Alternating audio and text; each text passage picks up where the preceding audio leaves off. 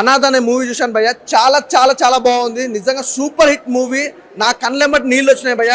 అసలు love story అంటే ఈ రోజుల్లో లవ్ స్టోరీ ట్రూ లవ్ అనేది లేదు. నిజంగా చాలా సూపర్గా చేశారు శ్రీంద్ర గారు. అన్న చాలా బాగా చేశారు అన్న సినిమా. నిజంగా తెలుగు ఇండస్ట్రీకి మరో పవన్ కళ్యాణ్ వచ్చిండయి. ఆ స్టెప్స్ కానీ, ఆ యాటిట్యూడ్ కానీ, ఆ ఫైట్లో నరుకుతుంటే మామూలుగా లేదు, ఒక లెవెల్లో ఉంది. సినిమా గురించి అయితే కంటెంట్ గురించి మాట్లాడుకుందాం అయ్యా. ఫస్ట్ ఆఫ్ ఆల్ అనాథ అనే మీనింగ్ తెలవాలి. ఫస్ట్ ఆఫ్ ఆల్ అనాథ అంటే ఏంటి అనుకుంటారు కదా. అనాథ అనేది గురించి ఆ అంటే అమ్మ, నా అంటే నాన్న, దా అంటే ధర్మపత్ని, అంటే భర్తలో సగం అన్నట్టుగా. బ్యాక్గ్రౌండ్ మ్యూజిక్ కానీ, ఆర్ఆర్ కానీ, ప్రొడక్షన్ వాల్యూస్ కానీ నెక్స్ట్ లెవెల్. చాలా క్లియర్ కట్గా చాలా చక్కగా చూపించారు సినిమా. ఇక సినిమా విషయానికి వస్తే ఒకటే మాట అన్న, ఇలాంటి సినిమాలు అయితే రావు భయ్య.